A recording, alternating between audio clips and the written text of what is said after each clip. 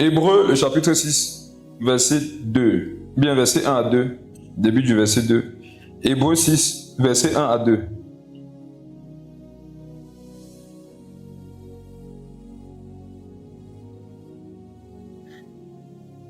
Hébreux 6, verset 1 à 2. C'est pourquoi, laissant les éléments de la parole de Christ, tendons à ce qui est parfait, sans poser de nouveau le fondement du renoncement aux œuvres mortes, de la foi en Dieu, de la doctrine des baptêmes, de l'imposition des mains, de la résurrection des morts et du jugement éternel. Amen. Amen. Nous sommes sur la deuxième doctrine dont nous parle Hébreux, le chapitre 6. La première doctrine, on l'avait vu, c'était le renoncement aux œuvres mortes. La deuxième doctrine, c'est la foi en Dieu. Amen. Amen. Par la grâce du Seigneur, Dieu va éliminer nos cœurs. Amen. Dieu va nous aider. J'aimerais d'entrée de jeu vous dire que le domaine de la foi en Dieu, c'est l'un des domaines, c'est l'une des doctrines dans lesquelles il y a le plus de fausses doctrines. La foi en Dieu. C'est la raison pour laquelle j'avais d'abord pris la peine de vous présenter à la lumière de la parole de Dieu, de quel Dieu est-ce qu'on parlait. Sur 2 dimanches, on a vu que ce Dieu-là, c'est Jésus-Christ. Amen. Ce Dieu, c'est Jésus-Christ. Quelqu'un pourrait réécouter les 2 parties pour être bien posé là-dessus et davantage faire des recherches. En méditant, je méditais aujourd'hui sur ce sujet encore. J'ai été troublé. Il y a des choses quand le Saint-Esprit te les dit, ça te perturbe. Jusqu'à ce qu'il te montre des versets qui le prouvent. Et comment généralement Dieu m'enseigne? Dieu me donne une parole souvent comme ça qui me choque. Et je me dis que non, ça ne peut pas venir de Dieu, ça c'est pas vrai. Et c'est quand je m'avais médité sur la parole que j'ai reçue dans mon esprit que je me rends compte que c'est biblique. Qu'est-ce que j'ai reçu comme parole aujourd'hui? J'ai reçu comme parole aujourd'hui que les démons sont plus bibliques que beaucoup de chrétiens. Dès que j'ai entendu ça, j'ai dit non, ça quand même. Chaque fois je me dis que non, c'est Satan qui est en train de m'embrouiller. Mais quand tu médites, tu te rends compte que la parole de Dieu là, c'est quelque chose. Hein. Est-ce que vous méditez? Hein? Si vous ne méditez pas, la vie, les démons, les atmosphères, tout va vous balader. Et quand je voulais débattre, Dieu ne débat pas. Hein. Dieu pose sa parole. C'est la parole qui te convainc. On va voir ça dans la Bible. Mes frères et sœurs, beaucoup vous aurez honte de ce soir. Vous allez vous rendre compte que... En tout cas, deuxième doctrine, c'est la foi en Dieu. La foi en Dieu. On peut remplacer ça par la foi en Jésus. N'est-ce pas? Amen. Ok, prends Hébreux, Jacques, le chapitre 2. Jacques, le chapitre 2.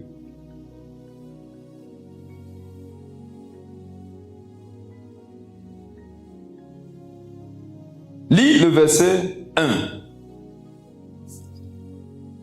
Jacques 2, verset 1. Mes frères, que votre foi en notre glorieux Seigneur Jésus-Christ soit exempte de toute acception de personne. Amen. Amen. Ce simple verset nous permet déjà de confirmer que celui en qui nous devons avoir foi, c'est qui? C'est Jésus. La Bible dit, mes frères, que votre foi en notre glorieux Seigneur Jésus. Amen. Amen. C'est en Jésus qu'on doit avoir foi. Amen. Maintenant, regardez, hein, il dit, sois exempt de toute acception de personne. Ça veut dire quoi? Ça veut dire que quand tu as foi en Jésus, personne ne doit compromettre ça. Personne sur la terre ne doit être capable de modifier ta foi en Jésus. On est ensemble? Amen. Même pas ton père. Amen. Même pas ta mère. À un moment donné, mes frères et sœurs, on a porté beaucoup de fausses accusations contre l'Église. Et moi aussi, je vais corriger quelque chose que j'ai eu à prêcher ici ce soir. Ce que j'ai prêché n'était pas faux. Hein? Est-ce que vous savez qu'on peut corriger la vérité? Je peux corriger une vérité que je n'ai pas bien dite. C'est la vérité, mais je ne l'ai pas bien dit. N'est-ce pas qu'on nous prêchons ici que beaucoup d'églises viennent séparer les familles. Et quand on prêche ça comme ça, on a l'impression que c'est toujours mauvais. Vrai ou faux? Ouais. Cependant, parfois non, Dieu vient pour séparer. Amen. Donc je corrige ça.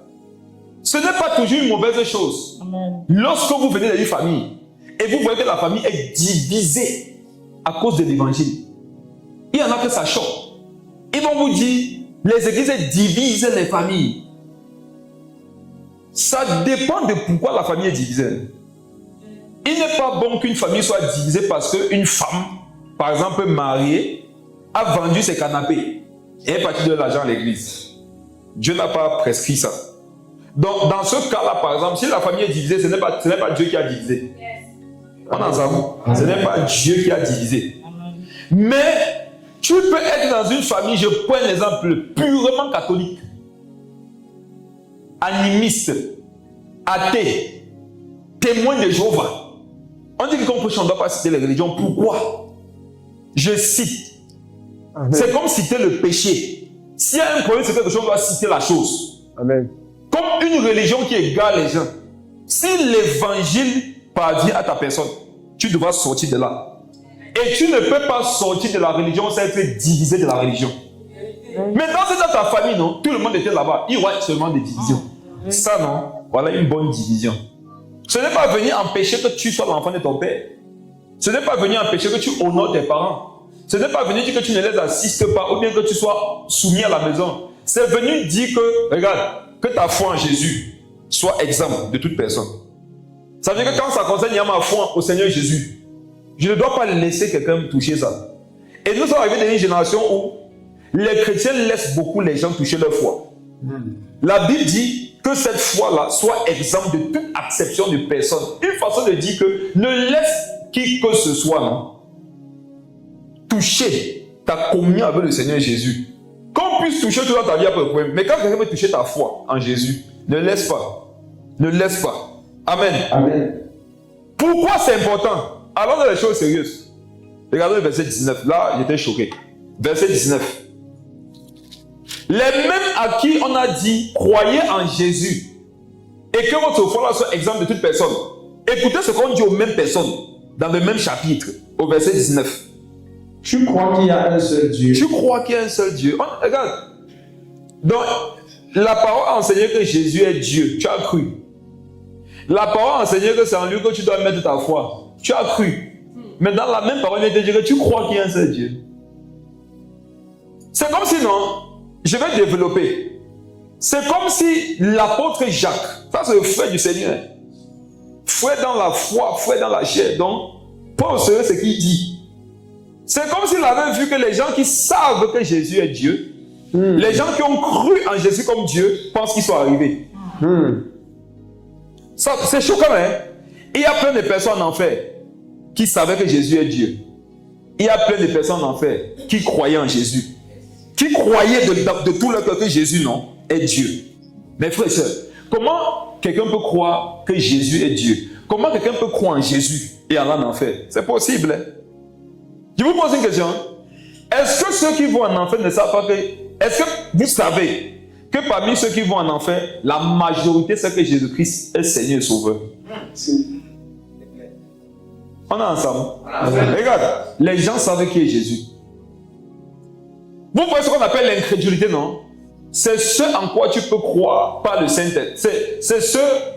Quand on dit que la foi, en fait, c'est ce en quoi tu peux croire par le Saint-Esprit. Sinon, sans le Saint-Esprit, la puissance de Dieu impose à l'homme un niveau de croyance. Vous comprenez ça? Ça veut dire que tu n'as pas besoin d'avoir le Saint-Esprit pour croire en Dieu. Vous savez, quand quelqu'un est puissant, non? Il dégage une atmosphère. Tu n'as pas besoin de croire au feu pour que le feu te brûle. Si tu restes près du feu, mais tu ne crois pas en la chaleur du feu, tu auras beau ne pas croire. Le feu là va te chauffer. Dieu est tellement puissant que quand tu vas mourir, tu vas dire que je n'avais pas entendu l'évangile, tu n'auras pas d'excuse. Sa puissance était suffisante pour que tu crois en lui. On est ensemble. Il y a des gens qui se disent que comment les gens qui n'ont jamais écouté l'évangile vont aller au ciel. Regardez, Dieu est tellement puissant que depuis le jour où il les a créés, non, comme c'est lui qui les a façonnés, sa main imprégnée de sa parole a directement mis dans la poussière qui les constitue une loi. C'est la raison pour laquelle personne n'a besoin qu'on lui prêche l'évangile pour qu'il sache que mentir n'est pas bien. Aller où il n'y a pas de juridiction, où il n'y a pas d'évangile, où il n'y a pas de loi, où l'homme sait ce qui est mauvais. La Bible dit que Dieu a mis sa loi dans les cœurs des hommes. Et quiconque n'obéit pas à cette loi n'aura pas obéi à la puissance de Dieu. Et c'est pas ça ensemble. Amen. Tu n'as pas connu Jésus, mais est-ce que tu obéissais à la loi de Dieu qui est dans ton cœur? Dieu est trop puissant. Verset 19, lis. Tu crois qu'il y a un seul Dieu. Tu crois qu'il y a un seul Dieu. Tu fais bien. Regarde, c'est bien. Hein? Vous savez, quand on te dit quelque chose, on dit que c'est bien. Hein? Ça veut dire que ce n'est pas complet. Amen. Nous sommes là réunis ce soir, mais je suis convaincu que nous tous ici, nous croyons que Jésus est Dieu. Amen. Nous croyons que Jésus est le Fils de Dieu. Nous croyons que Jésus est le Seigneur et le Sauveur du monde. Regarde, quand tu arrives à ce niveau, tu rencontres le Saint-Esprit. Qu'est-ce qu'il te dit? C'est bien. Mon frère, on a dit à qui c'est bien et tu as senti qu'il y a quelque chose derrière. Est-ce que quand on dit que c'est bien, c'est mauvais? Mais il y a des biens, donc on te dit, ça cache quelque chose qui est mauvaise. Lorsque tu ne t'entends pas avec quelqu'un, tu dis, bah oui, acheter ma voiture, tu dis, bah c'est bien. Mais dans son cœur, c'est pas ça. C'est bien, non? Mais en fait, derrière son c'est bien, tu sais qu'il y a un c'est pas bien. Peut-être que ce n'est pas sur le sujet que tu lui as annoncé, non? Mais il y a un c'est pas bien dans un domaine qui se cache. Et l'apôtre Jacques va nous expliquer quoi. Et vous savez, je suis convaincu qu'étant le frère du Seigneur, non? Il avait été imprégné du charisme et de l'audace de Jésus. Parce que les exemples qu'il va prendre. Oh oui. Donc, aimez ça. Tu crois qu'il y a un seul Dieu. Tu fais bien. Amen. Non, c'est bien. C'est bon. C'est bon. Si tu es la majorité ici, au moins le BPC, non? Amen. Ouais. Il y a plusieurs machos au BPC. Parmi les machos au BPC, il y a le français. Si tu as 15 sur 20 en français, tu as 4 ailleurs. Qu'est-ce qu'on va mettre comme note sur la feuille de français? C'est bien. Amen. C'est bien. Tu peux avoir bien en français et tu peux aussi... La même personne te dit que en maths, nul. Physique, nul. Chimie, nul. Amen. Donc quand l'apôtre Jacques nous fait comprendre qu'au niveau de la croyance en Dieu, là, c'est bien, il est en train automatiquement de nous dire que quand il vous dit que c'est bien, c'est parce qu'il n'est pas bien. Quand Dieu t'apprécie, c'est un reproche. Yes. Quand Dieu te dit qu'il est fier de toi, non, attends-toi quelque chose de fort. C'est comme quelqu'un qui dit que c'est Jésus, visite-moi puissamment et parle-moi. Je connais ce Dieu, lui quand il parle.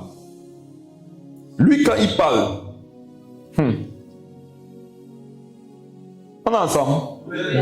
Excusez-moi si je commence fort. Il faut qu'on ait la foi.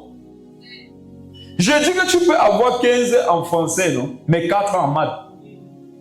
4 en chimie, 4 en physique. Et quand on va faire la totalité, qu'est-ce qui se passe? Tu échoues. Parce que les 5 qui sont au-dessus en français, ça ne peut pas combler les sous-moyennes des autres notes.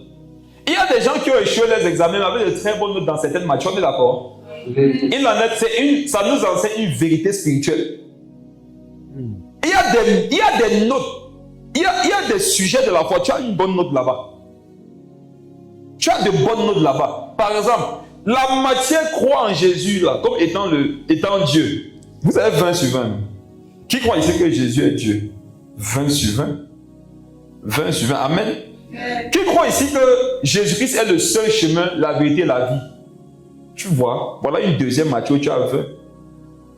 Qui croit que Jésus non seulement est Dieu, mais en même temps il est le Fils de Dieu? Ça, c'est quand même une matière difficile. Attendez, ne répondez pas que ça, la matière devient difficile parce que déjà on a dit qu'il est Dieu. Maintenant, le même sujet est encore Fils de lui-même. Qui croit en ça? Waouh! Là aussi, vous avez 20 sur 20. Mais que dit Jacques au verset 19? Tu crois en tout ça? Tu fais comment? C'est bien. C'est bien. C'est bien. Tu sais, il y a des félicitations. Quand tu es un homme spirituel, tu t'attends à une chose étrange. Je vous dis la vérité. Moi, les nuits où avant d'aller dormir, je sais que le Saint-Esprit va me visiter. Ce sont les nuits qui vont beaucoup secouer. C'est exactement comme lorsqu'on te prophétise que toi, tu ne rencontreras pas un cas spirituel qui te dépassera. Quand tu te réjouis, tu es naïf. Est-ce que ce n'est pas une bonne nouvelle? Regarde, André, tu ne rencontreras aucun cas qui te dépassera. C'est bien, non? C'est bien. Amen. Amen. Qu'est-ce que ça cache? Ça cache des souffrances. Amen. Par lesquelles il va passer. Ça cache des épreuves. Ça cache des rejets, des abandons. Donc tout ce qu'on a cité là, tu crois ça, tu fais comment? Tu fais parler. Lis la suite. Les démons le croient aussi. Arrête. Les démons le croient aussi. Incroyable. Amen. Amen. Ça casse tout. Jacques est en train de nous dire que tout ce en quoi on croit qui est bien là, les démons aussi croient en ça. Une façon de dire que si tout ce en quoi vous croyez, c'est à la même chose auquel croient les démons, vous êtes pareil. Pourquoi il a dit ça?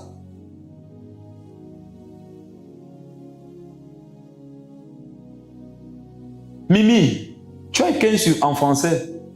C'est bien. La sorcière aussi a eu 15. C'est quoi le message? Arrête. Vous êtes dans la même classe. On va parler de la foi. Il ne veut pas courir. C'est important. Amen. Amen. On peut remettre des parchemins. Toi, tu as 14 sur 20. Et tout ce qu'on appelle après, c'est quoi? 12, 11. Comment tu vas te sentir? Honoré, n'est-ce pas? Que se passerait-il si après toi on appelle quelqu'un, on dit 19? Automatiquement, personne ne t'a parlé, mais où tu es là, tu deviens petit. Regardez, Jacques dit, vous croyez qu'il y a un seul Dieu, vous faites bien. Les démons aussi croient. Pour dire que si c'est là-bas votre limite, non, vous êtes pareil que des démons. Qu'est-ce qu'on croit, comprend? Les démons ont la foi. Maintenant, je peux vous choquer. Est-ce que je peux choquer ta foi? Parce qu'il faut que je choque ce que tu as pour que ça change. Il a dit, les démons aussi croient. Clique sur croix. Vous allez voir que les démons ont la foi plus que beaucoup de chrétiens. Et si les démons qui ont la foi plus que beaucoup de chrétiens sont perdus, que seront ces chrétiens qui ont moins de foi que les démons? Croire vient du mot grec pisteuo, qui veut dire penser être vrai. Être persuadé de, donner du crédit, placer sa confiance en, de la chose crue, faire crédit, avoir confiance. Référence au moral ou ridicule. Généralement traduit par quoi? Généralement traduit par croire, foi, confiance, celui qui croit. Attends. Généralement traduit par les démons croient. Le croix des démons là. Oui. L'île généralement traduit par croire. Oui. Foi. Confier. Amen, confier. Bon, vous qui avez la son, est-ce que vous avez remarqué, on a dit que tu crois. Les démons croient. Est-ce que vous avez remarqué que c'est le même mot? C'est le même mot. Ça ne vous dérange pas? Moi, ça me dérange que j'atteigne un niveau de foi, me fait comprendre que c'est le même niveau de foi que les démons. Tu crois, c'est quoi? Pistéo. Les démons croient. Pistéo. C'est la raison pour laquelle Jacques dit que j'ai l'impression que vous pensez que vous êtes arrivé quelque part. Pourtant, le niveau où vous êtes là, non, les démons sont au même niveau. Il dit les démons croient. Et on voit que l'un des mots l'une des définitions de pistéo, croire, c'est quoi? Se confier. Mes frères et sœurs, je peux vous dire quelque chose. Les démons se confient en Dieu. Je vais vous prouver ce soir que non, beaucoup parmi vous feriez mieux de courir dans le Seigneur. Je vais vous dire que vous feriez mieux, non, de courir dans le Seigneur parce que dans la course là, beaucoup de démons sont devant vous. C'est pour ça que vous ne pouvez rien contre eux. C'est quoi l'incapacité à dominer un démon? C'est la manifestation du fait qu'il a plus de foi que moi. Point final. Point final. Tu ne peux pas dominer un démon qui a plus de foi que toi. Je vous donne une petite précision.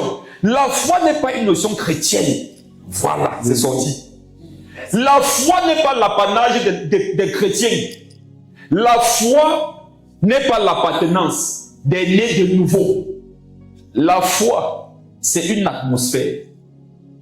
La foi, c'est une puissance. La foi, c'est une force. La foi, c'est exactement comme un couteau qui est dans un supermarché. Le meurtrier peut aller l'acheter, amen. Amen. Le cuisinier peut aller l'acheter, amen. Amen. Tout le monde peut aller au marché, non? Et prendre un couteau dans les rayons, payer la facture. Il y a beaucoup de scènes de crimes où l'arme utilisée était quoi? Le couteau. Il y a aussi beaucoup de prix de meilleur cuisinier de l'année qu'on a décerné un homme qui a dans son matériel utilisé le couteau. On voit que dans les deux cas, le couteau ne reçoit pas la même gloire, mais il a la même manifestation. Il fait une œuvre. Mes frères et sœurs, la foi, enlevez de votre tête que c'est pour vous.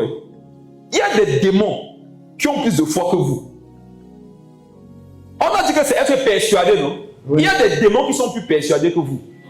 Je vous prouve que les démons sont plus persuadés que vous. Malgré le fait que leur ennemi c'est Dieu, ils croient toujours qu'ils peuvent détruire l'humanité. Vous connaissez le niveau de foi qu'il faut pour s'opposer à Dieu. Yes. Toi, ta foi ne te donne même pas l'autorité sur un petit démon. Mais les démons s'opposent à Dieu.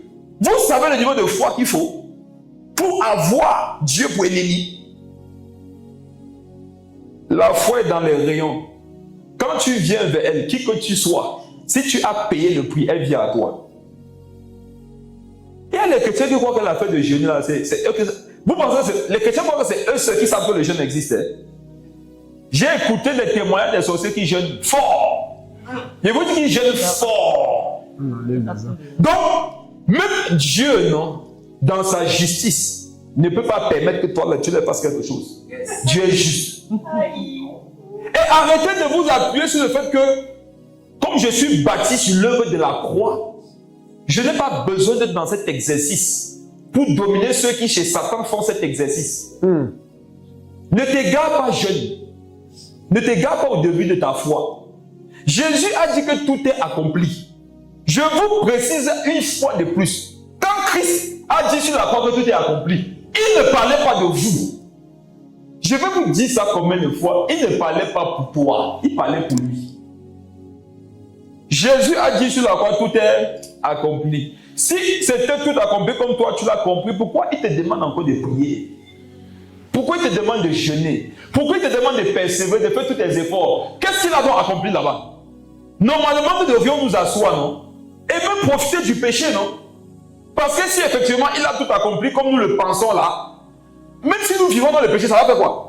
C'est ça qui a donné la fausse doctrine que vous comprenez. On dit que qu'on est sauvé une fois, on est sauvé pour toujours. Parce qu'il croit que Jésus a tout accompli pour eux. Mon ami, je vais te dire une chose. Christ a accompli dans ta vie, non? Ce qui le concernait. Il faut bien comprendre. Jésus a accompli dans ta vie ce qui le concernait. Ça veut dire quoi? Ce que lui devait faire dans ta vie, il l'a fait.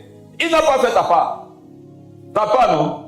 On dit bien ta part. Ta part, toi c'est lui. On dit ta part. Ta part, non, c'est toi qui vas accomplir.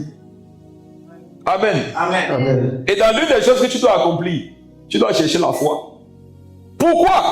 Parce que si tu n'as pas la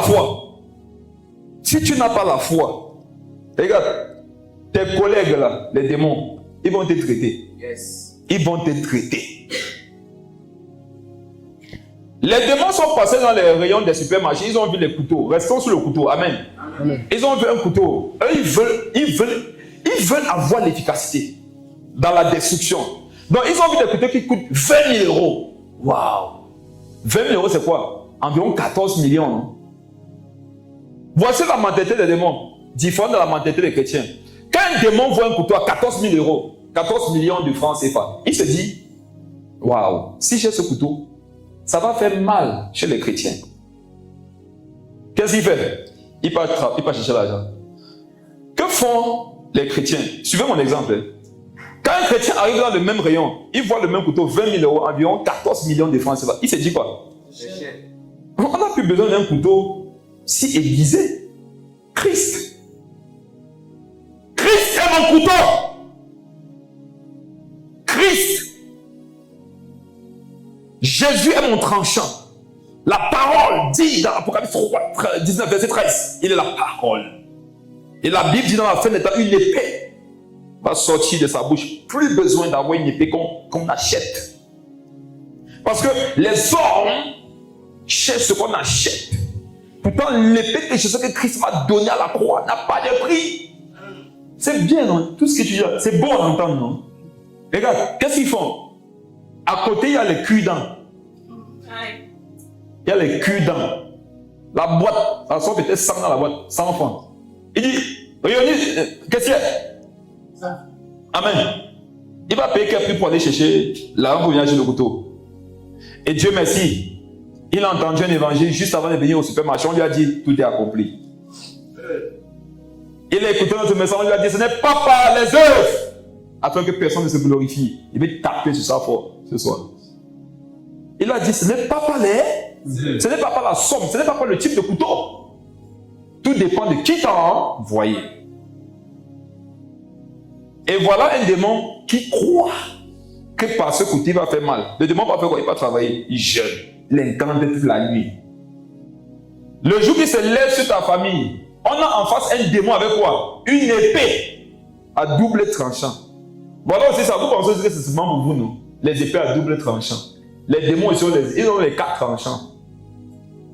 Et te voilà, interpellé par le Saint-Esprit, mais pas pour que tu aies la victoire. Hein. Il y a les soirs, le Saint-Esprit te réveille, il sait que tu vas échouer. La victoire ne dépend pas de qui te réveille pour le combat. La victoire dépend de l'état dans lequel tu étais lorsqu'on t'a réveillé. Le Saint-Esprit peut te réveiller la nuit, mais pourquoi tu vas t'échouer? Lui-même, il sait que comme il te réveille là, tu ne vas rien faire. Et ça sera l'occasion pour toi de voir que tu dois chercher la foi. Le Saint-Esprit te dit, mon fils, je t'avais dit qu'il n'y a pas de soldat qui s'embarque des choses de la vie s'il veut plaire à celui qui l'a enrôlé, non? Oui, papa, lève-toi, c'est l'heure du combat. Et voilà un ignorant qui se dit, j'ai fait un songe. Le Saint-Esprit m'a parlé. Il m'a dit que c'est le temps d'aller au combat. Le Saint-Esprit m'a dit que je serais un grand homme de Dieu. J'ai eu une vision lorsque je dormais. J'ai vu comment je prêchais la parole. Les nations étaient rassemblées dans le stade.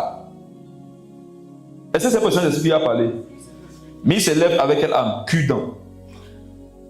Le voilà qui se lève, il part vers le champ des batailles. Confiant. Et un frère lui dit, frère, est-ce que tu as la foi? Il dit, lâche-moi. Il avance. Mon frère, c'est quand la dernière fois que tu as jeûné, arrête de moi l'esprit de la loi. Mon frère, comment ça va ta vie de prière et de jeûne? Pourquoi tu me juges? Si le serviteur d'autrui tombe ou qui se relève, cela regarde son maître. Le voilà qui approche vers le combat. Quand le démon sort l'épée, qu'est-ce que toi tu sortiras? Cudant. Mes frères et sœurs, tu auras beau avoir la foi du Seigneur lui-même. Avec un cudant. Regarde, David a au moins vaincu Goliath dans le caillou. Le caillou, on comprend. Le caillou, tu es à distance et tu lances avec la force. Le cudant. Depuis que je dis ma vie, je n'ai pas vu un miracle depuis que Dieu a fait le cudant. Amen. Amen. Prophète Rémi. Tu crois qu'il y a un seul Dieu? Tu crois qu'il y a un seul Dieu, non? Tu fais bien. Tu fais bien. Les démons le croient aussi. Et ils tremblent. Les démons le croient aussi et ils tremblent. Pourquoi ils tremblent? Ils tremblent parce qu'ils savent que à la fin, ça va mal se passer pour eux. Mais je vous pose une question. C'est fou, hein? Est-ce que ça les empêche de croire qu'ils peuvent détruire le monde? Non. Je ne sais pas si on est ensemble. Amen. Les démons ont la foi plus que beaucoup de chrétiens. Et regarde Yves, le film c'est que non. Les démons, le jour où ils ont été précipités, Dieu leur a montré la fin de toutes choses. Dieu les a chassés au milieu de l'événement. Il a dit qu'avant que vous ne chassiez, avant que vous ne partiez, venez, je vais vous montrer comment ça va finir. À la fin, ce qui se passe, c'est que votre chef là, menteur, lui la mort, le séjour des morts, l'antéchrist de faux prophètes, je vais faire quoi? Je vais les jeter dans la seconde mort. Ils ont vu, ils savent, mes frères et sœurs. Mais lorsqu'ils ont parti, non, ils ont quand même gardé la foi que, même si c'est ça qui est normalement prévu, non, ils peuvent détruire le monde. Qui comprend le niveau de foi? Qui comprend le niveau de foi? Regardez, les démons savent que Jésus a dit que les ténèbres ne prévaudront point sur l'église. Mais ils attaquent l'église. Quelqu'un dira que c'est inutile, non, puisque Jésus avait parlé. Les démons n'ont pas de dégâts dans les églises. On comprend par là que même quand Dieu a parlé, si un démon a la foi, il peut détruire l'œuvre de Dieu. On est ensemble. Même quand Dieu a parlé sur une chose, Si quelqu'un a la foi, il peut détruire la chose. Quand le Seigneur Jésus dit que crois au Seigneur, tu seras sauvé, toi et ta famille. Mes frères, c'est un combat qui est engagé sur ta famille. Ce n'est pas sûr que ta famille sera sauvée. Regarde, depuis que tu confesses ce verset-là, il meurt combien de fois par an? Sans Jésus, pas en enfer. Quand le Seigneur parle, il y a deux esprits qui courent pour accomplir un, la parole, l'autre pour contredire la parole. Et je vous précise bien que même si c'est Dieu qui a parlé, vos affaires de que quand Dieu a parlé, ça va tout s'accomplir là, c'est faux. Hein? Il y en a qui disent que quand Dieu a parlé, ça va automatiquement s'accomplir, c'est faux. La preuve, beaucoup, la plupart ici, vous n'avez pas vécu l'année 2025 que Jésus avait prophétisé sur vous. Pourquoi? Vous avez eu moins de foi que les démons. En fait, chaque bonne nouvelle de Dieu augmente la foi des démons. Chaque fois qu'un démon entend que Dieu veut faire grâce à tel, ça augmente sa foi pour venir te faire du mal. Je te prouve ça. Avant que tu ne te convertisses, vous aviez quel problème? Mais le jour où Dieu a mis un programme spirituel sur ta vie, c'est là que tu as vu le monde des ténèbres se lever, non? C'est parce qu'ils ont la foi que même si Dieu a parlé, ils peuvent détruire l'œuvre de Dieu. Les ténèbres ne prendront point sur elles. Mais quand tu lis les églises de l'Apocalypse, il y a une seule qui était bonne. Toutes les autres étaient dans les bêtises. Corinthe, ce n'était pas une église. Là-bas, les gens couchaient avec les femmes de leur père. Œuvre des démons. La même église, les gens prophétisaient faux. Œuvre des démons. La même église, les gens étaient dans l'impudicité. Il y en avait, je peux vous choquer, il y en avait qui couchaient des animaux. Chrétiens. C'est une œuvre humaine, ça. Démoniaque. Plus Dieu s'investit en toi, les démons grandissent en foi contre toi. C'est la raison pour laquelle quand Dieu te donne une bonne nouvelle, il te dit, prépare-toi, ça va chauffer. Les naïfs vont te dormir, les gens sages vont te travailler. Ma fille, je te donne le don des guérisons. Ah! Ils sont là, 1 Thessaloniciens 8, ils rôdent, non? Ils ont entendu. Le jour-là, ils vont commencer à jeûner, prier, pour que tu n'aies jamais la capacité, pour que tu n'arrives jamais à guérir un malade. C'est pour ça qu'au même moment qu'on commence à te parler là, que tu vas guérir les malades, il y a automatiquement une voix qui te dit que qui, moi si. Tu vois que c'est toi, non? Ce sont les démons qui ont commencé leurs œuvres. Quand on est en train de prophétiser sur toi, les démons n'attendent même pas qu'on finisse. Ils te parlent déjà. Ils ne sont pas là pour s'amuser. Ils ne dorment pas. Les démons ne se reposent pas. Ils sont descendus armés d'une grande colère, sachant qu'il reste quoi? Peu de temps. Je peux te dire une chose entre parenthèses, c'est que les démons rachètent du temps. C'est-à-dire qu'ils ont la foi, ils croient en la parole. Ils savent que d'après les écrits, non, quand tu veux vite atteindre l'objectif, il faut racheter la foi. Donc, ils rachètent la foi. Qu'est-ce que les messieurs qui voulaient détruire l'apôtre Paul ont décidé dans Actes? Ils ont dit que tant que l'apôtre Paul ne tombe pas, nous n'allons pas manger ni boire. Quand on ne mange pas, on ne boit pas, c'est quoi? Regardez, les gars incantaient. Quand Dieu a montré à l'apôtre Paul la suite de son ministère, les gars ont dit que les gars, apparemment, on n'a pas le bon niveau. Jeûnons. Il y a actuellement, je te parle des entités démoniaques. Il y a des esprits humains. Il y a des sorciers qui sont en train de jeûner pour détruire ta vie. Tu sais, pendant qu'ils sont en train de jeûner, c'est dans quoi te trouve? Les gens ne m'aiment pas. Les gens sont bizarres à l'église. Quand tu sais les gens, ils répondent comme si on les forçait.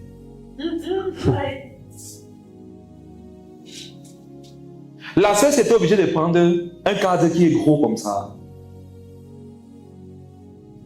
Regarde comment l'homme s'est marié. Maman, moi, le jour de mon mariage, non. Je ne peux pas porter 5 robes. Et qui est? C'est faux.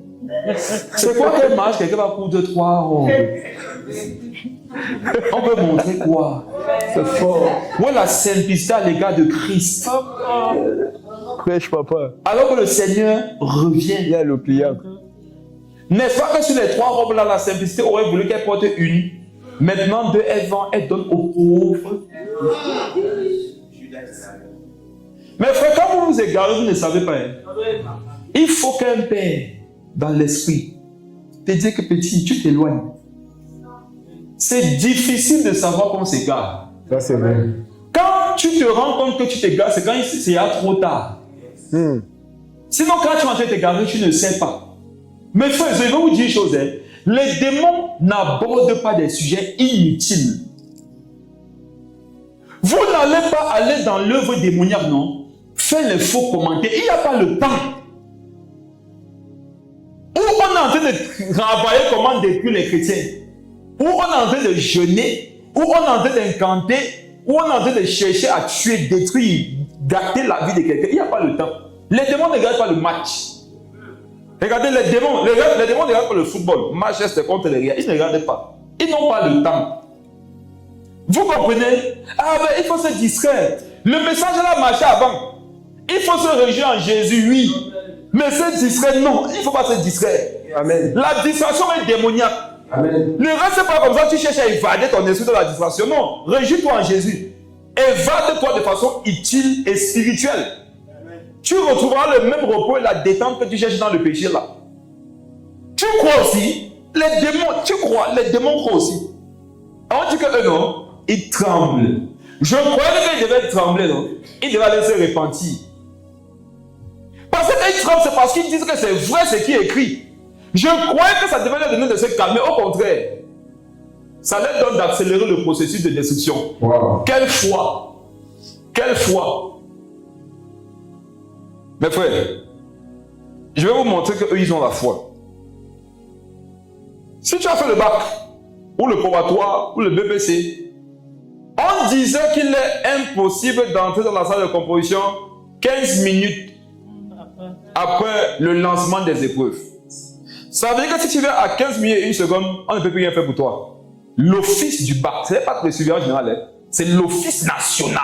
Donc c'est le Cameroun même qui te dit que mon petit, c'est plus possible. Mes frères et sœurs, regardez mon exemple. Tu devais composer première épreuve à 7 heures. Tu te levais à 10 heures. Amen. Parce que la nuit, il y a un esprit qui t'a fait croire que tu es déjà... En fait, dans ton songe, un esprit t'a donné un démon t'a donné un songe. Dans le songe, tu t'es levé à 5 heures. Et tu es parti à l'école à 5h30. Dans ton sommeil, tu es déjà en salle. C'est quand tu t'es réveillé à 9h, 10h que tu es encore là. Tu devais être là-bas à quelle heure? 7 heures. Si tu t'es levé à 9h, ça fait combien d'heures de retard? La première a fini. Amen. Mes frères et sœurs, qui parmi vous pouvait aller comment composer? Qui parmi vous pouvait aller, non? Disant que même si j'ai raté la première épreuve, on me prendra quand même. Qui pouvait? Alléluia. Je peux vous poser une question. Entre rater l'éternité et rater une épreuve, quelle est grave? Rater l'éternité. Voilà les démons qui savent qu'ils ont raté l'éternité, mais pas toujours en salle de composition. Ils sont disqualifiés. Leur nom est sorti à la radio. Et là, normalement, c'est le nom de ceux qui ont passé qu'on passe à la radio, non? Eux, on passe leur nom parce qu'ils ont échoué l'éternité. Démons d'impudicité, tu connais le nom pourquoi? C'est passé à la radio. Démons de mensonges, démons de vol. Regarde, malgré ça, quand ils se lèvent le matin, regarde, ils partent en salle. Ils disent que je vais composer. Si je ne peux pas avoir l'examen ici, non, personne n'aura l'examen ici. Ils ne peuvent pas savoir si c'est l'office du bac, si c'est qui. Regarde, je garde. Et quand on lui dit que c'est Dieu, il dit que comme c'est Dieu, donc, il veut aller au dernier niveau. C'est quand même Dieu. Si c'était un homme seulement, il devait me retenir. Mais comme c'est Dieu, je sens que je peux lâcher tout ce qu'il y a de démoniaque en moi. Il lance en salle de composition. Il te file une épreuve de masturbation. Compose ça. Il te file une épreuve de vol. Une épreuve de convoitise. Alors que l'épreuve qui était là, c'était l'épreuve de sainteté. L'épreuve de consécration. L'épreuve de repentance, de baptême. Il t'envoie les épreuves de péché. Et c'est qu'il est chemin, il dit que mon petit, tu vas échouer avec moi. Quand tu pêches, tu es bête. Tu es bête parce que quelqu'un qui en a déjà fini avec sa vie, tu vois, vient te donner de détruire ta vie comme il a fini avec la sienne. Le jour où Satan s'est révélé au ciel, on était là. Le jour où il a décidé d'être un rebelle, menteur, de s'opposer et être un ennemi de Dieu, qui parmi vous était là? Il est donc insensé de partir suivre un homme que tu sais être condamné. Il faudrait lui dire que je ne t'ai pas envoyé quelque part. Et même, ce n'est pas comme si on ne savait pas. Nous savons que toi, il en est fini de toi. Mes frères, voilà le niveau de foi. Hein. Je te pose une question. Est-ce que tu crois en Dieu? Jésus disait que si votre justice ne dépasse pas celle des pharisiens, vous ne serez pas sauvés. Qu'est-ce que le Seigneur voulait nous faire comprendre? Le Seigneur voulait nous faire comprendre que l'une des formes par lesquelles on peut accéder au salut, non, c'est en comparant son niveau de vie avec celle des mauvaises personnes. Les pharisiens, c'est ceux qui sont perdus. Jésus te dit que si ton niveau de justice, non, ne dépasse pas pour eux, tu ne seras pas sauvé. Donc, quelqu'un qui va là aussi, il va faire quoi? Il va avoir s'asseoir, il va jauger le niveau de foi des pharisiens. Il va tout faire pour dépasser ça. Quelqu'un qui va là aussi, il va jauger le niveau de foi des démons. Il va tout faire pour dépasser ça. Chaque fois que tu as une épreuve démoniaque au-dessus de toi, c'est le message que tu n'as pas la foi. C'est le message que tu dois aller chercher la foi. Et mes frères et sœurs, la foi, c'est vendre dans les marchés. Mais ça a un prix. Jésus a payé le prix de la foi pour que la foi soit toujours disponible dans les rayons. On est ensemble. Amen. Le prix que Jésus-Christ a payé par rapport à la foi, c'est que la foi soit toujours disponible dans les rayons. Maintenant, pour aller prendre, sortir avec ça, encore écrit au voleur, tu dois aller travailler.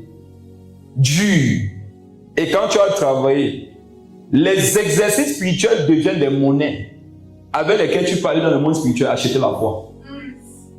La foi s'achète. Oui. Ça a un prix. Amen. On ne reste pas comme ça, la foi vient. La foi coûte cher. Oui. Et quand tu es converti depuis 4 ans, 5 ans, 6 ans, tu peux croire qu'au fur et à mesure que j'augmente des années, ma foi augmente. C'est faux. Hein? La plupart des temps, au fur et à mesure que tes années de foi augmentent, là, si tu ne veuilles pas, ta foi va diminuer. C'est la raison pour laquelle beaucoup d'entre vous vous dites toujours que quand je venais de me convertir, où sont passées toutes ces œuvres que tu manifestais lorsque tu venais de te convertir? C'est parti. Tu as cessé d'acheter. Pourquoi? Tu es devenu orgueilleux. Tu as cru que comme tu as fait le plein de la voiture, tu n'auras plus jamais besoin du carburant pendant 1 an. On t'a vu rouler un peu de partout.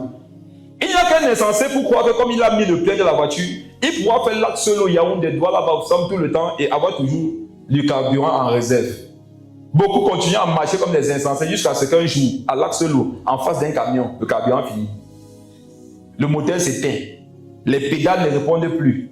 Il faut que tu freines, il faut que tu retrouves, il faut que tu cesses sur le côté. Pas moins, le camion les écrase. C'est pour ça que Jésus disait veillez. Parce que personne d'entre vous ne connaît ni le jour, ni l'heure. Or, quand tu ne connais ni le jour, ni l'heure, qu'est-ce que tu dois faire? Tu dois continuer de carburer. La foi, c'est ce qui te permet de continuer à marcher. Le jour où tu la perds, tu n'es même plus agréable à Dieu. Tu crois qu'il y a un seul Dieu, tu fais bien. Tu crois que Jésus est le Fils de Dieu, tu fais bien. Les anges les démons qui sont anges aujourd'hui, ils l'ont servi au ciel. Ils le connaissent. Et au moins quand Jésus s'approchait, il disait que qui a-t-il entre toi et moi? Amen. L'honneur. Quand les démons approchaient Jésus, les démons se prosternaient. Ils disaient Jésus-Christ, Fils de Dieu. Qui a-t-il entre eux? Je sais que beaucoup parmi vous, vous pensez que quand Jésus a dit à Marie, qui a-t-il entre moi et toi, il est en train de la déshonorer, il est en train de l'honorer. Petite parenthèse. Je vous avais promis de vous parler de ça, non? Si je ne me trompe pas. J'avais dit que si ça vous intéressait, de me revenir pour que je vous prouve avec les Écritures que Jésus-Christ a plutôt honoré Marie au noces de Cana. Il ne l'a pas déshonoré. Les démons disaient à Jésus, qui a-t-il entre nous et pourquoi? Parce que ils avaient une position inférieure. Amen. Et ils disaient à Jésus-Christ, qui a la position supérieure, nous reconnaissons qu'entre toi et nous, il y a un écart. Es-tu venu tout mentir avant le temps? Sauf qu'au noces de Cana, ce n'est pas Marie qui l'a dit. C'est Jésus qui a dit à Marie, Marie, qui a-t-il entre toi et moi?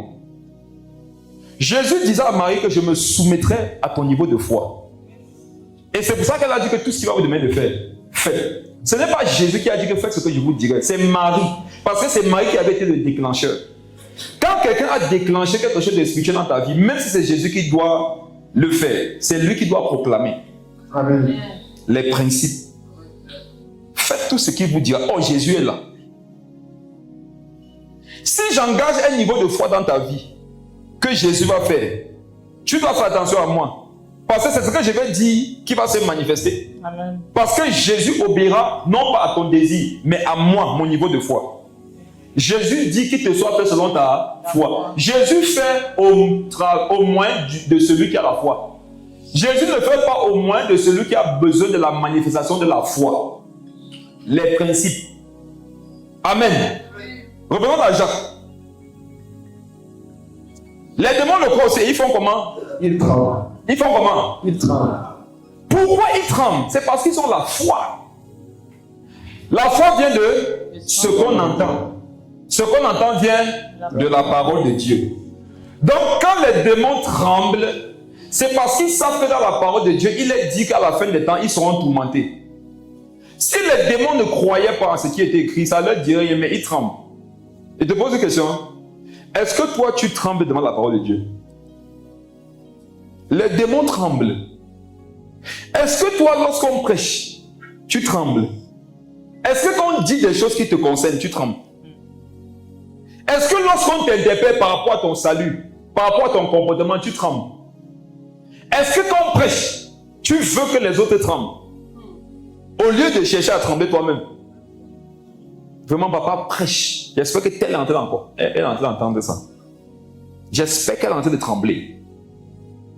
J'espère qu'un tel est en train de trembler. Sinon, moi, je n'ai rien. Je suis pur. Je ne trouve pas pourquoi je tremblerais devant ce message. Mais je sais que tel là, j'espère qu'il est en train d'entendre ce qu'on dit.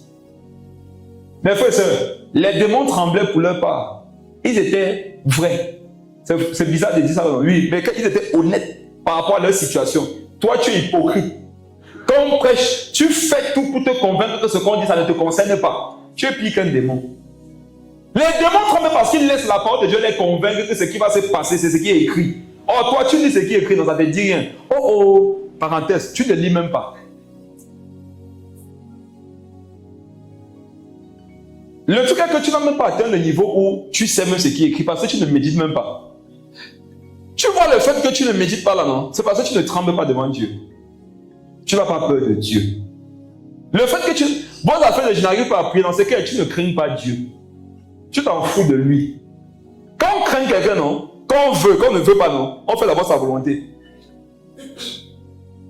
Lorsque tu es au boulot, parfois, tu peux faire un peu la paresse. Lorsque tu entends que le boss s'en est passé, tu fais quoi? Même si tu avais le sommeil pas, non? Tu étais fatigué, la fatigue pas, non? Tu étais malade, la maladie pas, non? Tu te mets au travail. Mais pourquoi avec Dieu, tu ne fais pas ça? Tu ne crains pas, c'est ton ami. Or, les démons, chaque fois qu'ils voient Jésus, ils tremblent. Chaque fois qu'ils se rappellent ce que la parole de Dieu dit, ils tremblent. Toi, tu ne trembles plus. La génération, c'est quand tu dis à un chrétien, par exemple, que la Bible dit que celui qui a tué ira en enfer.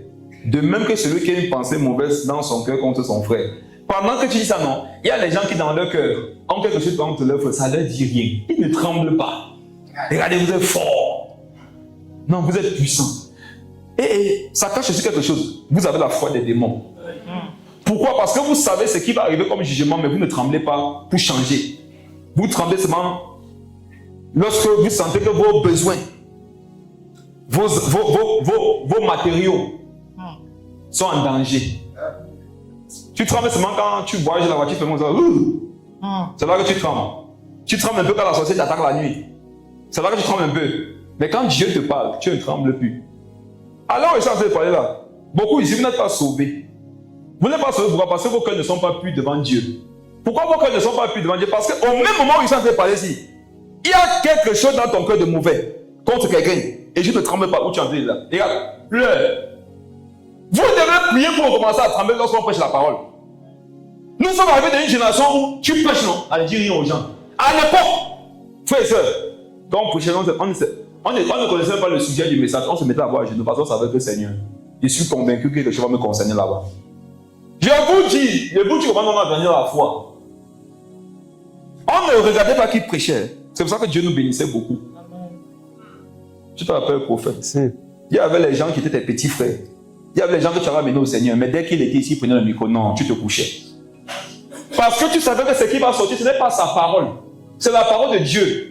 Et tu te préparais déjà le cœur ouvert à ce que dès qu'on sortait ton sujet, tu commences à pleurer devant Dieu. Amen. On prêchait comme ça, c'était les pleurs dans la salle. Les gens qui criaient. Il fallait souvent prêcher fort pour qu'on écoute parce que les lamentations. Les gens se retiraient, déchiraient les habits. Aujourd'hui, les gens sont assis. Ils tombent dans la masturbation aujourd'hui. Ils se lèvent demain. Avant de venir à l'église, il regarde la pornographie. Il a dans son cœur, il y a une haine. En fait, elle s'est assise ici parce qu'elle ne veut pas s'asseoir à côté de telle sœur. Elle a le macabre de la sœur. Et là, il y a tout genre, comme une église caméléon. Et tu prêches la sainteté. Tu parles du Saint-Esprit. Tu souffres. Qu'est-ce qui se passe? Personne ne tremble. Chacun attend que tu finisses de prêcher. Pour qu'il vienne donner une offrande qui ne plaira pas à Dieu ici. Pour rentrer chez lui. Et attendre l'enlèvement. Regarde. Je te donne un conseil. Sois patient. Pourquoi? Tu vas attendre l'enlèvement là longtemps. Quand ça va venir, tu ne sauras même pas. C'est pour ça que je dis que tu as besoin de beaucoup de patience. Parce que quand ça viendra, tu ne sauras pas. Il faudra que tu patientes toujours. Mais une chose qui ne viendra plus. Recommencez à être des chrétiens dont la foi en Jésus augmente. Recommencez à être ces chrétiens dont la foi en Jésus leur donne, dans leur communion avec le Saint-Esprit, non, d'écarter les troisième personnes. Comment est-ce que tu peux facilement perdre ta foi en Christ? C'est quand tu introduis dans ta foi là une troisième personne. Généralement, la troisième personne que tu introduis sera l'élément que tu utiliseras de façon légale à ton sens pour que ta foi baisse. Je prends un exemple simple. Lorsque la foi te demande d'aimer ton prochain, si tu laisses entrer une troisième personne parce qu'elle t'a blessé, tu vas te baser sur le fait que cette personne t'est blessée, non? Pour ne plus aimer ton prochain. Celui que tu laisses entrer dans ta communion avec le Seigneur, non, va baisser ta foi. Quelqu'un te blesse, ne le laisse pas entre toi et Jésus. Mets-le à l'écart, bénis-le, aime-le, passe. Ne laisse pas que dans ton cœur, lorsque Jésus vient ouvrir, voir quelqu'un d'autre hormis lui. Ça va baisser ta foi. Mes frères, nous sommes arrivés à une génération où il est difficile pour les chrétiens de se repentir. Les chrétiens, avant de se repentir aujourd'hui, veulent d'abord réfléchir à 4 fois pour voir s'ils sont vraiment coupables. Nous, on demandait pardon pour ce qu'on n'a même pas fait. Parce qu'on veut être propre pour aller au ciel. Amen. S'il faut être repentant même pour ce que je n'ai pas fait pour aller au ciel, pourquoi ne pas le faire? Toi, ce qu'il faut avoir, que tu sois convaincu. Oh, tu as grandi, hein? Aujourd'hui, il faut que le Saint-Esprit vienne dans ta chambre et que ma fille, il sorte la parole, il sorte les exemples. Même l'année passée, rappelle-toi, avant de dire que bon, c'est vrai, hein, quand même 8 fois, non, c'est qu'il faut que je me répande. Mais frère, juste la pensée même, tu devrais y aller te repentir. La pureté. C'est comme ça qu'on reconnaît quelqu'un qui a foi en Dieu. Les démons tremblent. Est-ce que toi, tu trembles encore? Face à toutes tes œuvres mauvaises, là, tu trembles. Qu'est-ce que Dieu attend de toi? Et comment savoir que tu ne trembles pas devant Dieu? C'est que tu ne trembles pas devant un homme. Alléluia. Amen. Vous qui ne tremblez pas devant un homme, vous ne tremblerez jamais devant Dieu. Parce qu'il faut plus d'humilité pour trembler devant Dieu que devant un homme. L'homme est petit, Dieu est grand. Quand Dieu veut t'apprendre à trembler devant lui, non? Il va d'abord t'envoyer un homme devant lequel tu vas trembler. Stage de vacances. Quand Dieu veut savoir si tu peux lui obéir, il va d'abord mettre un homme à qui tu obéiras. Quand Dieu veut savoir si tu as foi en lui, il va d'abord te mettre un homme en qui tu auras foi. Qu'est-ce qu'il raconte de l'homme de Dieu? Faut-il avoir foi en un homme? Oui. Oui. Amen. Amen. Quand Paul dit sois mon imitateur, c'est que crois en moi. Amen. Tu veux croire en Jésus, non? Tu dois avoir croire en moi. Tu veux imiter Jésus? Imite-moi d'abord. On comprend par là que vous tous qui n'avez pas de paix dans la foi, non? Vous n'aurez pas la foi. Parce que celui qui a initié la foi, il a initié en filiation. Amen. La foi dit la foi au Fils. Alors le Fils est venu révéler qui? Le Père. Et le Fils qui est venu révéler le Père, qui l'a envoyé? Le Père. Mais quand il est venu, il a parlé le Fils. Il a parlé du Père. Et quand le Père a parlé aussi, il a recommandé le Fils. Or, la foi tourne entre les deux. Amen. Amen. Tu crois qu'il y a un seul Dieu? Tu fais bien. Les démons le croient aussi et ils tremblent. Clique sur tremble. Tremble. Ça vient, c'est le mot grec qui a été traduit par friso, qui veut dire se hérisser, se raidir, frissonner, être saisi d'une extrême crainte. Être saisi d'une extrême crainte. Mes frères et sœurs, les démons ont une crainte extrême du Seigneur. N'est-ce pas une chose que nous prêchons à l'église? En fait, lorsque nous prêchons à l'église, c'est pourquoi certains chrétiens aient le niveau des démons. Avant de chercher à les surpasser. Ta crainte du Seigneur n'est pas excessive. C'est pour ça qu'il y a des choses que tu tolères encore dans ta vie. Tu sais pourquoi tu as encore un défaut? C'est parce que tu ne crains pas excessivement le Seigneur. La crainte de Dieu détruit le péché. La crainte de Dieu sèche le péché. Pourquoi il y a autant d'échecs devant les œuvres démoniaques? Qui va les dominer? Pourquoi les démons ont résisté au fils des exorcistes dans l'Acte des Apôtres? C'est parce que ces gars n'avaient pas la foi en Dieu. Ils ne croyaient pas en Jésus. Ils ont seulement cité Jésus. Comme beaucoup dans les églises aujourd'hui citent Dieu. Avoir la foi en Jésus, ce n'est pas le citer, c'est le vivre.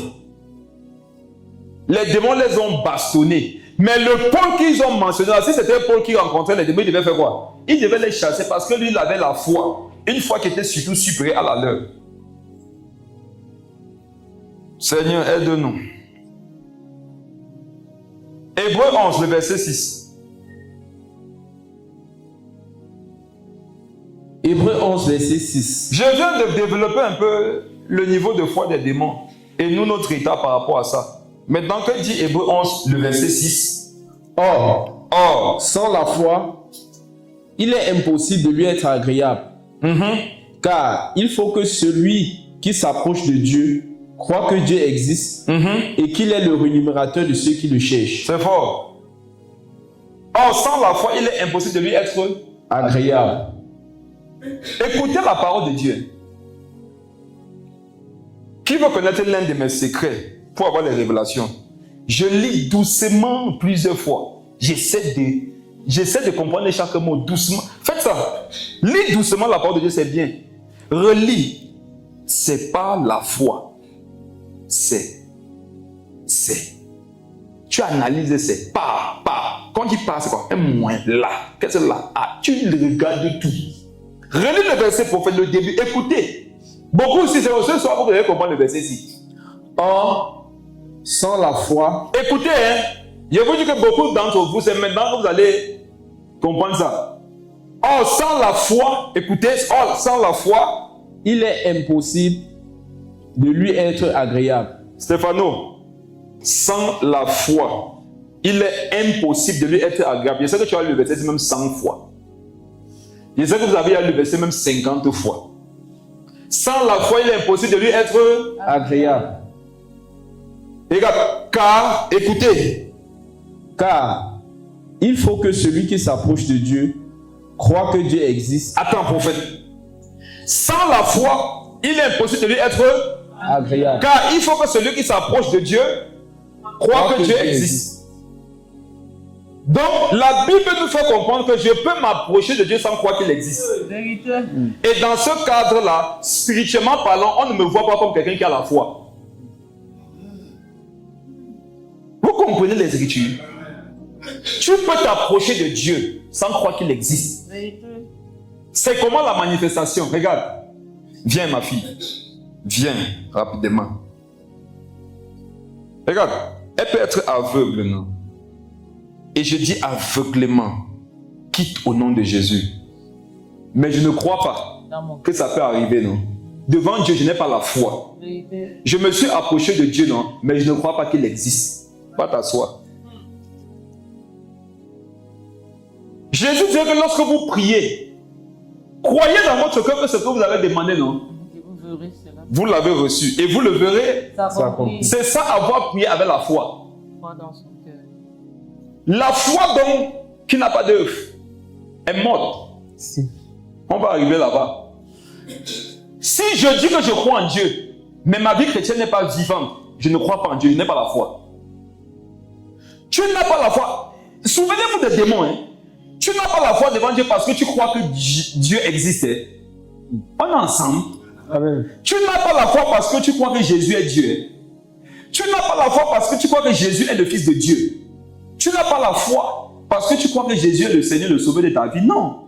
Tu as la foi parce que, sachant toutes ces choses-là, ça implique un style de vie.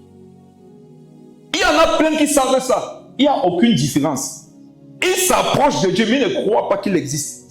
C'est bizarre de s'approcher de quelqu'un, en même temps ne croit pas qu'il est là. Ça t'est arrivé de partir chez quelqu'un, sachant qu'il pouvait ne pas être là. Et tu es arrivé effectivement pas là. Tu as marché comment? En vain. Beaucoup vous priez en vain. Vos prières vont finir en enfer avec vous. Beaucoup vous sanctifiez en vain, vous ne croyez pas en Dieu. Jésus c'est un mot. Regarde, si Jésus n'était pas un mot pour toi, non? Pourquoi tu es dans la masturbation? Arrête de me dire que c'est difficile. Tu ne crois pas en Dieu, point final. Tu ne crois pas. Qui était dans ton dernier live? Je disais aux gens qui pensaient que c'est vrai, que vous ne l'êtes pas. Qui m'a entendu ça à plusieurs personnes? J'ai dit, tu ne l'es pas. Qu'est-ce que je voulais faire? Je voulais communiquer la foi. Vous pensez qu'il faut quoi pour sortir la masturbation? Une discipline de t'attacher le matin. Tu vas vivre attaché. Regarde, si tu crois en Jésus, tu seras délivré. Amen. Si tu crois ce que Jésus est, il dit que tu seras délivré. Amen. Tu n'as crois de tout ton cœur. Il y en a d'autres qui demandent de croire en Jésus. Ils pensent que c'est savoir que Jésus a existé. Ce n'est pas ça. Hein? C'est se confier. C'est être persuadé. C'est craindre de tout son cœur. C'est d'avoir comme conviction que ce que la Bible dit de lui, c'est vrai. Amen. Si tu crois dans ton cœur que Jésus t'a délivré de la masturbation à la croix, tu vas le voir se manifester. Amen. Ton affaire, je tombe, je me relève, tu ne crois pas en Dieu. Et vous qui mourrez tombez, vous allez en enfer. Parce que vous dites que Jésus a porté vos péchés à la croix, il est mort pour vous. Mais n'est-ce pas que ceux pour qui il est mort, il les a sanctifiés, il les a vivifiés, il les a transformés. Mais pourquoi toi tu as la même vie qu'avant? Tu n'as pas cru. Curiosité spirituelle. Jésus va prier à la montagne, il descend, il choisit 12 hommes qui ne sont pas convertis. Et on a la confirmation lorsqu'il ressuscite. Pierre et Jean courent dans le tombeau. La Bible dit de Jean que lorsqu'il a vu les bandages au sol et le vêtement de Jésus plié au coin du lit, il vit et il crut. Jean s'approchait de Jésus dans le ministère public physiquement pendant 3 ans, mais il ne croyait pas qu'il existe. Je peux vous choquer un peu. Si Christ n'était pas venu par le Saint-Esprit, acte de tous les apôtres se seraient perdus. La preuve, non? 7 d'entre eux, alors qu'ils n'étaient même pas encore manifestés à eux, s'étaient bien égarés loin de la foi. Vous écoutez ce que je dis? Ne croyez pas que la foi, c'est ce que vous faites là. La foi, ce n'est pas ta vie. C'est pas comme tu vis là. C'est pas ça. Hein? Ce n'est pas ça la foi. Qu'est-ce qui vous prouve que tu as la foi? On va voir. Non? C'est ta vie. Hein? Tu as la même mauvaise bouche depuis 10 ans. Tu n'as pas la foi. Tu n'as pas cru en Jésus. Tu as les mêmes défauts. Tu as les mêmes péchés. Les mêmes démons. Les mêmes oppressions démoniaques. Rien de ça. Cherche, regarde. Commence à dire que Jésus, qui es-tu? Yes. Révèle-toi que je crois en toi. Comment dire que tu as la foi s'il n'y a pas les œuvres? Et beaucoup, vous êtes convaincus que vous avez quelque chose que vous n'avez pas. C'est pour ça que vous n'avez plus cherché à l'avoir. Quand tu penses avoir quelque chose, tu ne chercheras plus cette chose. Ce que vous savez que vous n'avez pas, c'est l'argent. Je sais que là-bas, non, tu sais que tu n'as pas. C'est pour ça qu'on te voit chercher là-haut fort. Et le Seigneur, un jour, a vu les hommes. Il a su que les hommes pensaient que leur besoin premier, c'est l'argent. Alors que c'était la foi en lui. Il leur a dit que si vous me cherchiez, comme vous cherchez l'argent que vous pensez être votre besoin premier là, si vous me cherchez comme vous cherchez, vous pourrez trouver des puits. On comprend par là que le niveau de quête qu'il faut manifester pour voir Dieu, c'est inférieur au niveau de quête qu'il faut manifester pour voir l'argent. Priez pour avoir le temps. La prière de prier pour racheter le temps, c'est une prière spirituelle. Regardez, on a le temps pour chercher Dieu. Sincèrement, disons-nous la vérité. Qu'est-ce que Dieu peut faire par tes mains si tu n'arrives pas à prier 1 heure par jour? Regarde tes occupations. Tu n'as même pas 30 minutes de méditation. Qu'est-ce que tu vas faire avec tes mains? Les gens que Dieu a utilisés lui ont donné du temps. Ils ont donné du temps à Dieu. Et Dieu n'est pas pressé qu'il doit travailler. Donc quand tu es toujours vite là, non, tu ne peux pas marcher à lui. Le matin, c'est que le Seigneur, fais vite, donne-moi plus le message. Il soit à 6 heures. Si il regarde le bus de soir, pardon Seigneur. Amen. Seigneur, pardon, il faut que la prédication finisse. Le dernier bus part à 23 heures. La différence entre nous et c'est que non. Ils pouvaient suivre Jésus pendant 3 jours. Jésus enseigne, ils sont derrière Jésus 3 jours, 3 nuits. Un mois de demain, le Seigneur s'arrête et dit, Pierre, Philippe, Jacques, regardez. Ils me suivaient depuis 3 jours. Le cœur du Seigneur était touché. Quand Dieu voit les gens le suivre pendant longtemps, son cœur est touché. Vous voyez les longues prières, non? Ça touche le cœur de Dieu. La prière, c'est pas la longueur. Esprit impur, sort d'elle. Démon des enfers profonds, sort de ce frère. Le plus important, c'est la qualité de ton cœur quand tu pries. Parce que l'esprit ne marche pas forcément avec les gens qui prient 6 heures. Je connais des gens qui prient 8 heures, mais sorcier tu es. Regarde. Les démons font le stage dans ta tête. Tout ce qui demande le sacrifice, tout ce qui est long, tout ce qui fait souffrir, Dieu aime ça. Mais frère, Dieu aime le sang. Amen. Dieu aime l'odeur du sang. On devait sacrifier. Regardez, il fallait que le sang soit répandu sur l'autel. Quand Dieu humait l'odeur du sang, l'âme de ce qui vient où? Dans le sang.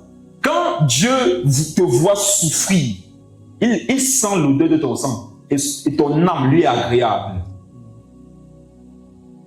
Le matin, tu es couché sur ton lit.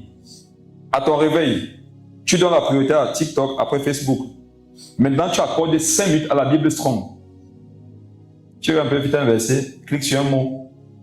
Ok. Tu fermes. Tu donnes 3 heures aux inquiétudes sur ta vie. Oh ma vie. 3 heures de méditation sur les inquiétudes. Et comme ça, ces esprits s'invoquent dans ta vie.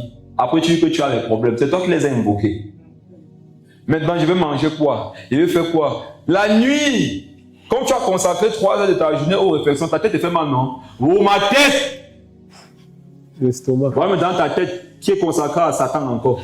L'estomac. Et pendant ce temps, il y a les gens, ils sont gays, non? Ils n'ont pas mal à la tête. Ils sont venus sur la terre accompagner les autres. J'ai mal à la tête, les gens n'ont pas mal à la tête. Oh Père, la journée qui devait être pour toi une action de grâce, la nuit devient quoi? Les blasphèmes. Oh Seigneur, tu es toujours là. Seigneur, tu es ton enfant, tu me vois même. Voilà comment quelqu'un passe la nuit. Et dans la nuit, les anges devaient venir enseigner. Lui enseigner des choses profondes. Qu'est-ce qui vient dans les démons? Oppression démoniaque. Ils disent que c'est vrai, vraiment, Dieu t'a abandonné, tu vas même mourir. Regarde, tu vas te marier quand? Et Dieu est dans ta vie. Regarde, tu es malade. Il est là. Tu te lèves la nuit encore. Même dormir, tu ne dors pas. 4 heures du matin, oh Seigneur. Oh. Et quand tu te lèves, tu peux un peu dans le groupe de l'église. Quelqu'un vient d'écrire que tu viens d'avoir une extase avec le Saint-Esprit. C'est que regardez ma vie, les gens les extases. Les oppressions démoniaques. Dieu a fait le choix que ce soit ça ta vie. C'est Dieu qui a choisi que tu mettes ta foi en ce que tu crois là. Beaucoup ici, ils vont montrer quand ils viennent développer ce message que chacun décide d'avoir la foi. Hein. Il y en a qui aussi croient que Dieu va venir avec la foi dans leur cœur. Tu te lèves, mon ami, tu dis qu'à l'aise, si même si c'est forcé. J'ai la foi. Amen. Tu sens, tu ne sens pas, non? J'ai. Ça fait comment autour de toi, non? Ça va bien. Tu pleures, mais on dit que ça va. Hébreux 11, verset 6. Or, sans la foi, il est impossible de lui être agréable. Car il faut que ceux qui l'approchent croient que Dieu s'approche de Dieu, croit que Dieu existe. Croit que Dieu existe. Donc, les gens peuvent s'approcher de Dieu sans croire qu'il existe. Et dans ce cas, la Bible dit que tu n'as pas la foi. Donc, tu ne peux pas être agréable à Dieu. Quel est le moyen généralement par lequel on s'approche de Dieu? Ce n'est pas la prière, non? Il y en a chaque fois que vous priez, vous êtes en train de manifester votre incrédulité. Parce que dans vos prières, Dieu sait que vous ne croyez pas qu'il existe. Vous parlez, vous ne priez pas. Il y en a chaque fois que vous vous mettez à genoux pour parler, non. C'est un moment désagréable pour le Saint-Esprit. Parce que dans rien de ce que tu as dit, il y a un peu de conviction. C'est pour ça que beaucoup, vos prières sont des paroles en l'air. Il n'y a pas de conviction, il n'y a pas de crainte, il n'y a pas d'assurance. Tu parles aussi pour parler. Tu n'as pas la foi. Et tu ne peux pas être agréable à Dieu comme ça. Lis la suite du verset. Et qu'il est quoi? Il est le rémunérateur de ceux qui le cherchent. Merci. Il est quoi? Le rémunérateur de ceux qui le cherchent. Dans ceux qui ont la foi, il y a quoi? Une rémunération. Amen. Si nous ne voyons pas la rémunération dans ta vie, quelle est la conclusion? Tu n'as pas la foi. Tu ne crois pas en Dieu. Tu ne crois pas qu'il existe. Comment savoir que tu as la foi? Regarde tes œuvres. Je vais toucher quelque chose à partir de mercredi. La Bible dit que nous sommes sauvés par la foi, non? Ce n'est pas par les œuvres. Après, la Bible dit que si tu as la foi, tu n'as pas les œuvres, tu es mort. Finalement, mercredi. Amen.